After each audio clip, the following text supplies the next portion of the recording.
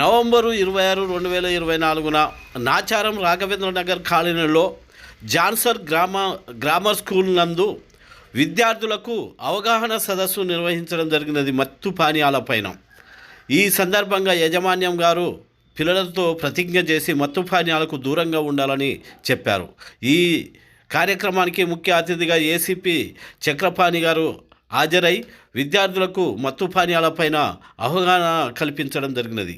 ఈ సందర్భంగా స్థానిక సిఐ రుద్రరాజు కూడా మాట్లాడటం జరిగినది విద్యార్థులను ఉద్దేశించి. స్కూలు యాజమాన్యము ఇలాంటి వాటితో సహా రాజ్యాంగం అవతరణ దినోత్సవాన్ని కూడా పిల్లలకు వివరించినట్టుంటే ఇంకా బాగుండేది. దానిపైన కూడా అవగాహన కల్పించినట్టుంటే ఇంకా సమాజానికి రేపటి తరానికి మంచిగా ఉపయోగపడేదని ఇక్కడికి వచ్చిన కొంతమంది అభిప్రాయాలు.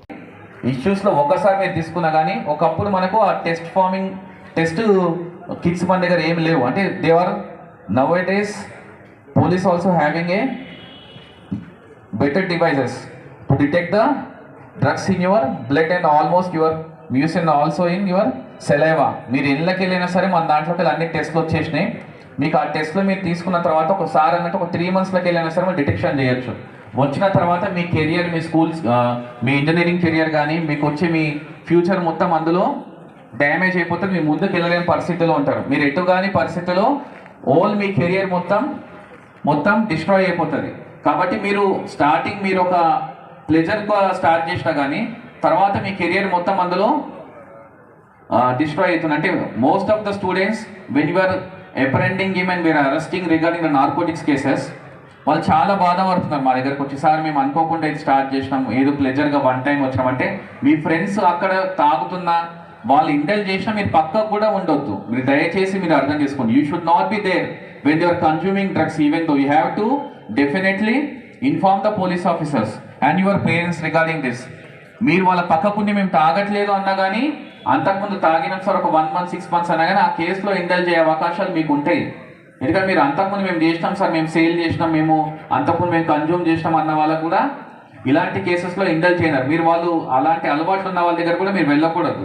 అది మీరు చాలా అర్థం చేసుకోవాల్సిన విషయం. ఇప్పుడు మీరు స్కూల్లో ఉన్నారు, నెక్స్ట్ స్టేజ్ మీరంతా ఇంజనీరింగ్ కాలేజెస్కి వెళ్తారు, డిగ్రీ కాలేజ్కి వెళ్తారు. It will be for our from your home, distant places. ఆ టైంలో మీకు పేరెంట్స్ ప్రతిసారి ఉండలేరు. ఇట్లా మీ స్కూలింగ్లో మీ స్టూడెంట్స్ని మీ టీచర్స్ చూసుకున్నట్టు మీరు ఇంజనీరింగ్ కానీ డిగ్రీకి వెళ్ళిన తర్వాత ఇంత పర్యవేక్షణలో మీరు ఉండరు. కొంత వరకు మీకు ఇండిపెండెన్స్ వస్తుంది. ఆ స్టేజ్లో మీరు వచ్చిన తర్వాత డెఫినెట్గా మీరు మీ మైండ్ని కంట్రోల్ పెట్టుకొని ఈ మంచో చెడు మీరు ఆలోచించుకొని నిర్ణయం తీసుకోవాలా. ఆ నిర్ణయం తీసుకున్నప్పుడే మీ ఫ్యూచర్ అనేది బాగుంటుంది. కానీ మీరు ఒక్కసారి ఇలాంటి చర్యలు మీరు తీసుకొని మీరు అట్రాక్ట్ అయిపోయినారో మీ లైఫ్ అంతా స్పాయిల్ అయిపోతుంది.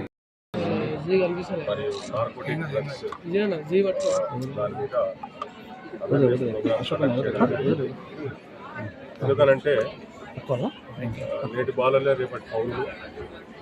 వీళ్ళంతా మన భారతదేశానికి రేపటి భవిష్యత్ తరం.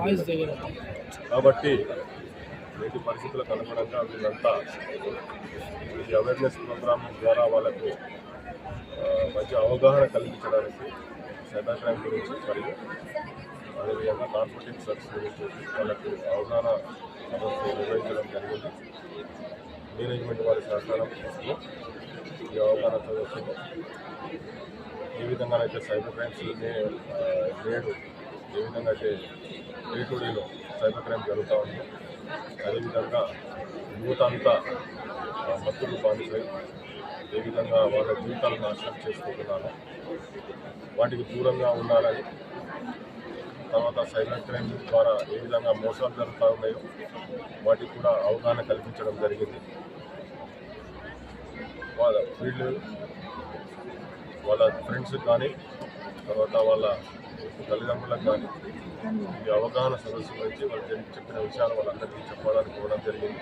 ఎందుకంటే సొసైటీలో అందరికీ తెలిస్తే పిల్లల ద్వారా బాగుంటుందని చెప్పేసి ఇవ్వడం జరిగింది. ఈ అవగాహన సదస్సులో ఆచారం తీసుకుంటారు. తర్వాత సైబర్ క్రైమ్ నుంచి కూడా ఇన్స్పెక్టర్ గారు, తర్వాత మన నార్కోటిక్ బ్యూరో నుంచి ఇన్స్పెక్టర్ గారు అవగాహన సదస్సుకు హాజరై వారి వారి సూచనలు సలహాలు అన్ని ఇవ్వడం జరిగింది. విద్యార్థులు కూడా యాక్టివ్గా పార్టిసిపేట్ చేశారు. తర్వాత వీళ్ళంతా భవిష్యత్ తరాలకు మంచిగా ఎదగాలని మేమంతా కోరుకుంటూ వాళ్ళకు చెప్పడం జరిగింది. ధన్యవాదాలు.